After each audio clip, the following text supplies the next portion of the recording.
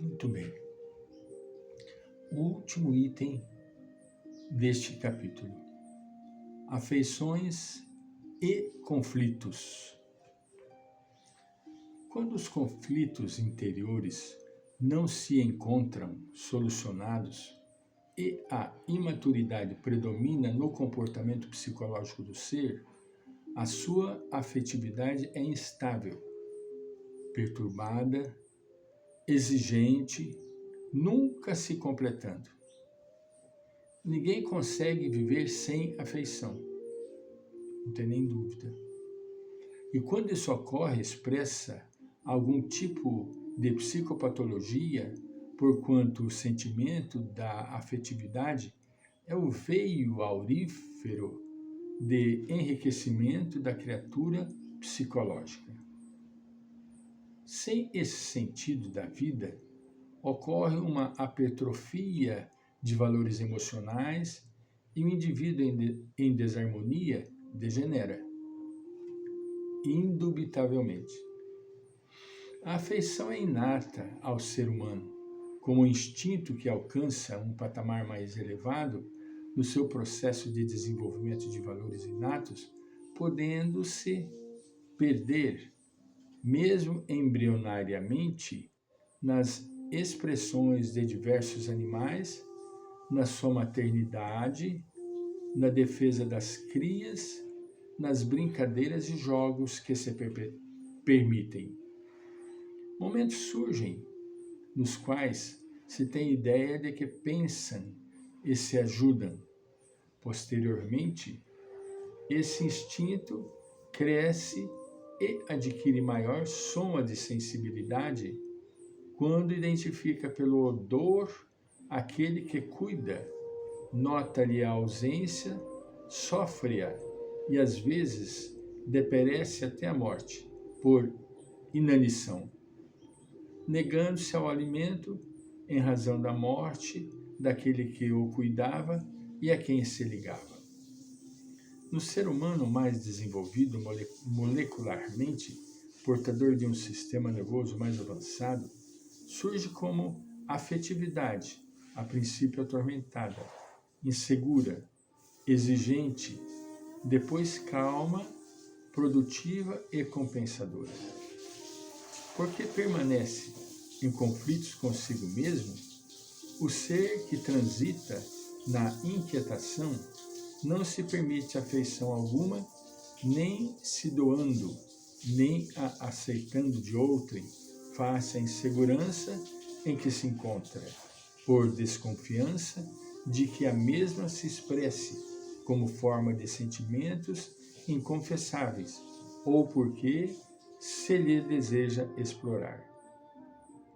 Vitimado por não confessável complexo de inferioridade, em que se compraz, não acredita merecer afeição, ampliando a área dos conflitos e abrindo espaço para vinculações terríveis, como parasitas espirituais que se transformam em estados obsessivos de larga duração. Qualquer indivíduo merece afeição e deve esforçar-se por desenvolvê-la e experienciá-la, trabalhando-se interiormente, reflexionando em torno dos direitos e valores que todos possuem diante da vida, reformula planos mentais e dá-se conta de que é portador de um tesouro de ternura ainda submerso no ego, que é capaz de expandi-la e digno de a receber também.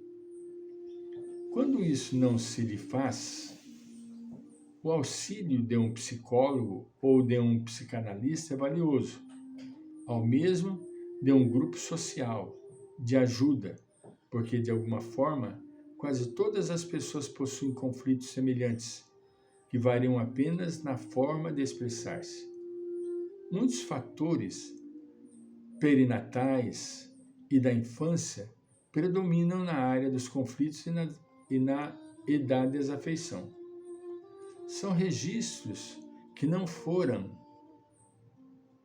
bem digeridos, nem consciente ou inconscientemente, remanescendo como trauma de solidão, de desamor, de rejeição, de decepção dos pais e do instituto familiar ou meio social, ou mesmo heranças genéticas que agora se manifestam em isolacionismo, em censuras doentias, em autoflagelações dolorosas com injustificáveis.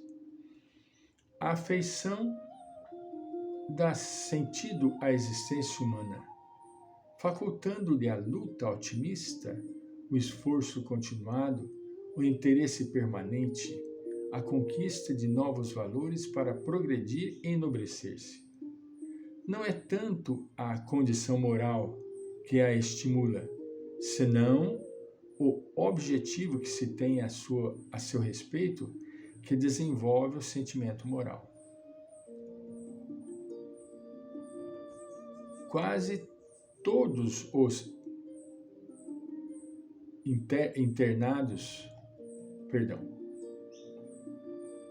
a logoterapia proposta por Viktor Frankl convoca o ser para projetar-se no futuro nas possibilidades ainda não exploradas, que são um manancial inesgotável de recursos que aguardam oportunidade para manifestar-se.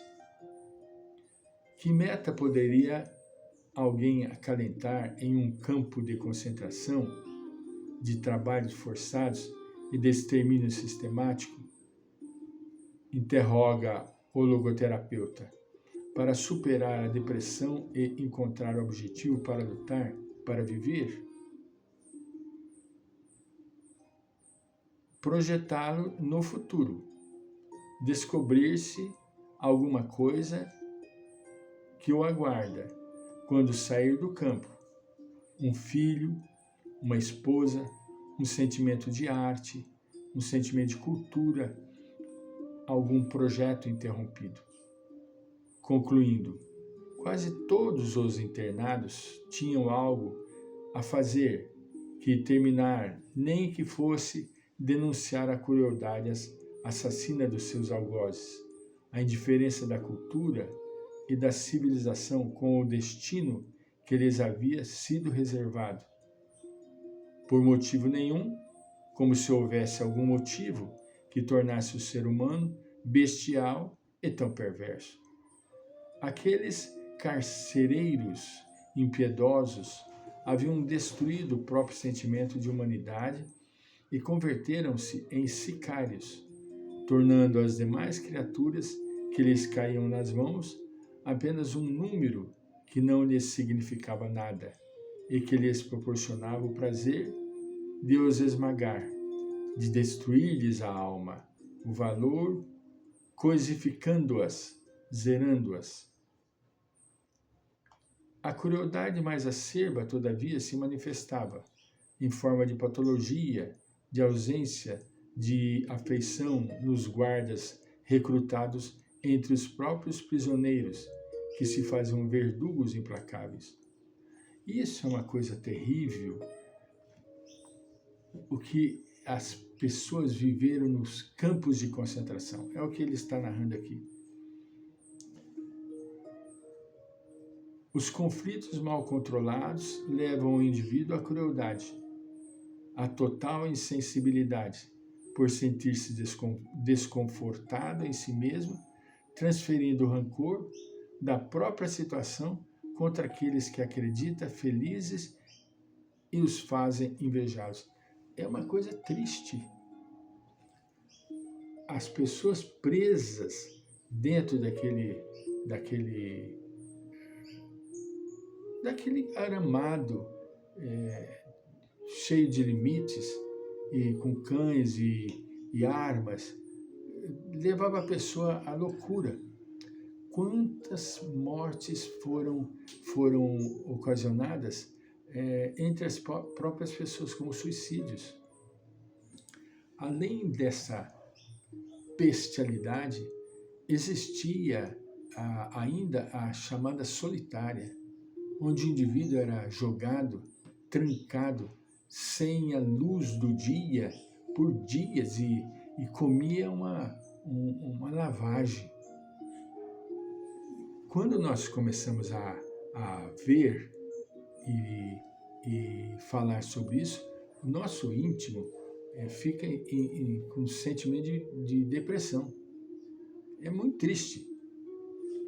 Mediante a conquista da afetividade, lenta e seguramente, são superados os conflitos perturbadores, abrindo-se os braços, a princípio à solidariedade, depois ao cumprimento dos deveres de fraternidade que levam ao amor.